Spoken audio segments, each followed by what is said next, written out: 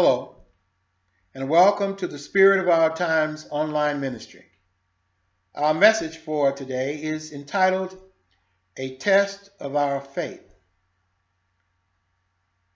In light of the recent terrorist and suicide attacks in France, preceded by the Syrian refugee crisis in the Middle East, there has been a fervent outcry from the governors of 31 states, including my home state of Alabama, refusing to admit Syrian refugees into their respective states. Now, a refugee by definition is a person who has been forced to leave their own country in order to escape war, persecution, or natural disaster. All three of these reasons, war, persecution, and natural disaster, are given in our American history books as reasons why early settlers first left their countries in Europe and came to America in the hope of creating a better life for themselves and for their families. Most of the early settlers in America considered themselves to be committed, faithful, devoted, and dedicated Christians. The legacy of the role of Christianity in the establishing of these United States of America is undeniable. Fast forward to 2015. 400 years after the first permanent settlement by Europeans in America, the role of Christianity in American life, both public and private, remains powerful.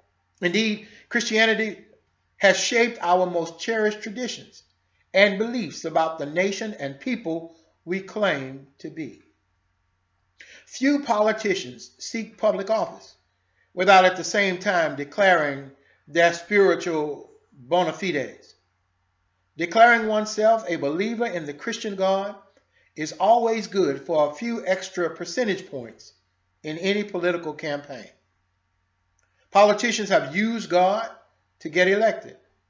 Regular Americans have traded on the name of God to get everything from a better job, to a better school, to a better golf club, or a better parking space. We spend a significant amount of time thinking about what we want to get from God, but we seldom contemplate what God might ask of us. Well, God has been undeniably good to America. We are, despite the poverty that exists in our midst, the wealthiest, most prosperous nation in the history of this planet. Now the world is facing a crisis.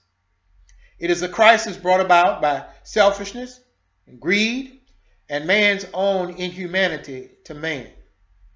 God has indeed blessed America to be in a unique position to be able to ameliorate the suffering that is the result of this crisis. But now that the Syrian people need our help, at least 31 governors, many other national and state leaders say we are more than willing to bomb your country, Syria, which we know will and has killed hundreds, if not thousands, of your young women and children.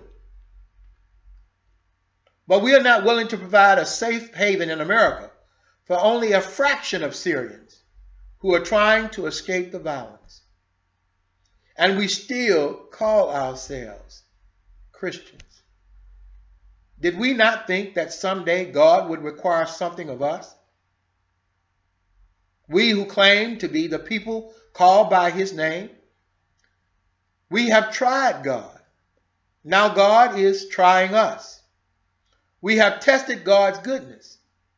Now God is testing America's goodness. Shall we live in fear or in hope? If God is who he says he is, then he is the same omnipotent God yesterday, today, tomorrow, and forever. In this era of global terrorism, so many Americans are afraid. Fear is a part of the human existence. Fear came about as a part of man's sinful nature. It is sin that causes us to feel afraid. We are afraid because we know that we have done wrong. and we are afraid that our wrongs will catch up with us one day. The failure to address our own personal sin has often led to irrational fear. For example, the fear that there is a terrorist out there somewhere with a bullet or a bomb with our name on it. That's an irrational fear. But did you know that irrational fear may have a negative effect on your faith? It is a scientific fact that two objects cannot occupy the same space at the same time. In other words, fear and faith cannot occupy the same space in our heart and mind at the same time. So either we are walking in faith or we are walking in fear. Each person must decide for him or herself which path they will walk. Fear exists to remind us that we are dependent upon God. Acts, the 17th chapter and the 28th verse says, "For in him we live and move and have our being." This Bible verse refers to the immutable fact that all creation, including man, is dependent upon God because God created everything. The absence of fear requires the presence of God. So where God is, fear cannot exist. And where fear is, there is no room for God. So why are we fearful? If we say that we are Christian, if we say that we believe in the one true God, then we should be replacing whatever fears we have with faith. When we allow fear to get the better of us, we tend to react foolishly. We put our faith in the closet and shut the door. News of a terrorist attack or a heinous crime or people rioting sends too many Jesus-loving, Bible-thumping, God-fearing American Christians rushing to the local gun store instead of going out to church. Rather than going to the gun store to buy more guns, it would seem as a Christian we would be filling up America's churches.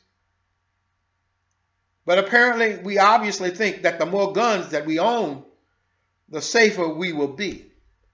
We must believe that God is not omnipotent, but rather impotent and unable to protect or provide for his own people. When we let fear get the best of us, in God we trust becomes in guns we trust. It is true that we can make our mouths say anything, but God knows our hearts. It is put up or shut up time now, America. Did we Americans really think that we could lay claim to the benefits of being a Christian nation without ever being a partaker of Christ's sufferings? In Matthew 25, the 25th chapter, the 35th through the 40th verse, Jesus says, "For I was hungry, and you gave me meat. I was thirsty, and you gave me drink. I was a stranger, and you took me in.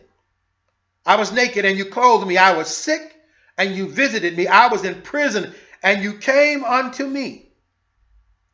Then shall the righteous answer him, saying, "Lord, when did we see thee hungry and fed thee, or thirsty and gave you drink? When did we see you a stranger and took you in, or naked and clothed thee? Or when did we see you sick or in prison and came unto thee?" And the King of glory, the Lord Jesus himself, shall answer and say unto them, "Truly I say unto you, inasmuch as you have done it unto one of the least of these, my brethren, you have done it unto me." So if Jesus is our role model, then it seems obvious that we ought to be following his example. And right now, the Syrian people represent the least of these in the world. It is the most, or perhaps I should say it is the least that we can do to try to help comfort them in their time of need. Remember this, my brothers and sisters. Good always begets good. God will recompense us for our goodness. He will recompense us for our righteousness. We should be in his vineyard working, for he said, "Go into my vineyard and work, and what is right I will pay you." Let us not be fearful. Let us be faithful. God bless you. God keep you is my prayer.